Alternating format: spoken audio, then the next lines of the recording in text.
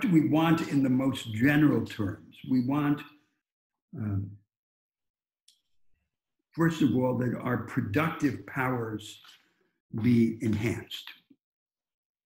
Now, you know, in the rich countries today, there's a discourse that goes under the label of secular stagnation that tries to give a semblance of naturalness and necessity to the slowdown in the growth of productivity. And it attributes this slowdown, for example, to the supposedly lesser potential of today's technologies when they are compared with the technologies of 100 years ago. But it's strange. How could anything be more revolutionary than artificial intelligence? There's a much simpler and more straightforward account of the slowdown in productivity. And that's the most productive practice is denied to the majority of economic agents, of individuals and of firms. So we want to lift the majority up and equip it with the most productive resources. That's the first thing that we want. The second thing that we want is that the impulse to inclusion and equality, rather than being only provided retrospectively through compensatory redistribution and redistributive social spending, be anchored in the logic of economic growth itself. And that's then the reason to redesign even the fundamental arrangements of property and of contract. And the third thing that we want is that the distinction between work and creation, or even work and leisure, be attenuated. And that work not just be an instrumental and hateful burden,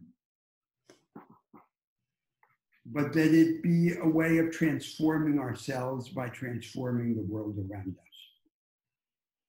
And a form of production that enacts the imagination, that is mindful, as part of the promise of the knowledge economy, has this potential.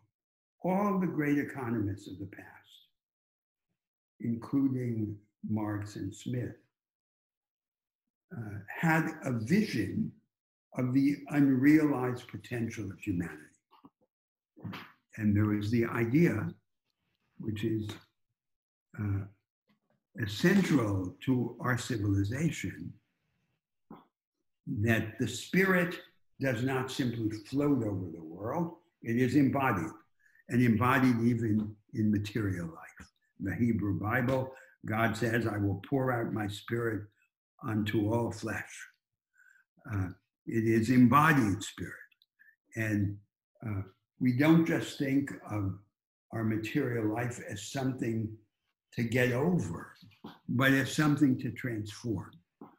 And therefore, the fundamental ideal is an ideal of transcendence, of greatness, of liberation, of deep freedom, realized not simply by being excused from work, but in work itself. And these are all the high ambitions that we should have for our material life. But we have to find a way of thinking in detail and in practice about the institutional and structural changes that could make these ambitions real. And this is, in a way, the most profound criticism of the reigning methods of economics, that they do not equip us to fulfill this spiritual vocation, this vocation of transforming our material life. So the hard-nosed statistical economists who impersonate what Thomas Carlyle called the dismal science, who appear at the door as the ones who present the bill of the trade-offs. All of that is useful and even indispensable, but it's not enough. We don't want just the science of the trade-offs. We don't want just the presentation of the bill by the bill collector at the door. We want a way of associating our highest ambitions with the transformation of our practical experience. And that's what, at its best, economics has been, and what we should want it to be again.